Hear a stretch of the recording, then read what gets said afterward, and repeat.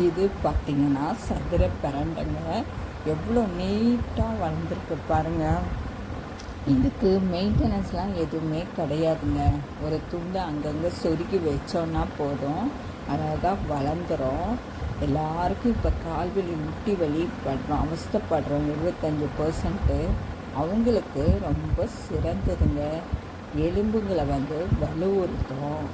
செரிமான பிரச்சனைக்கு தீர்வுங்க. முட்டி வலியை சரி செய்யும். எடையை குறைக்கிறவங்களுக்கு சிறந்தது. இது மருத்துவம் கொண்ட மூலிகைன்னு வாங்குங்க. இது வாயு பிடிப்பு, அஜீர்ணம், மூலம் அந்த மாதிரி பிரச்சனைக்கு தீர்வுங்க. மாதவிடா பிரச்சனைக்கும் இது தீர்வு. இதை நம்ம துவையலாவோ பொடியாக செஞ்சு தோசையில் இட்லியில் அந்த மாதிரி வச்சு சாப்பிட்லாம். எலும்புகளை அடர்த்தியாக வச்சுக்கோங்க.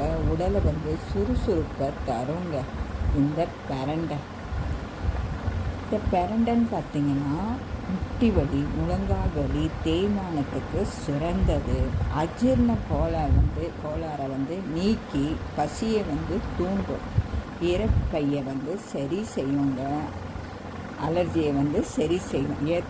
இரைப்பையுடைய அலர்ஜியை சரி செய்யும்.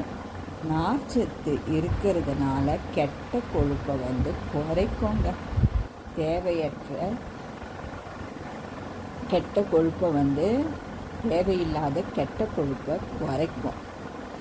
அது தவிர உடலை சத்தை குறைக்கும். தேவையில்லாத சத்தை இது சரி செய்யும், குறைச்சி சரி செய்யும்.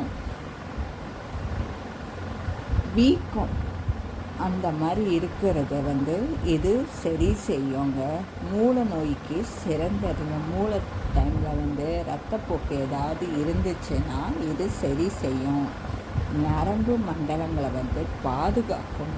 ஞாபக சக்தியை அதிகரிக்கும். அதனால் இதை அடிக்கடி நம்ம உணவில் எடுத்துக்கணுங்க. தேங்க்யூ.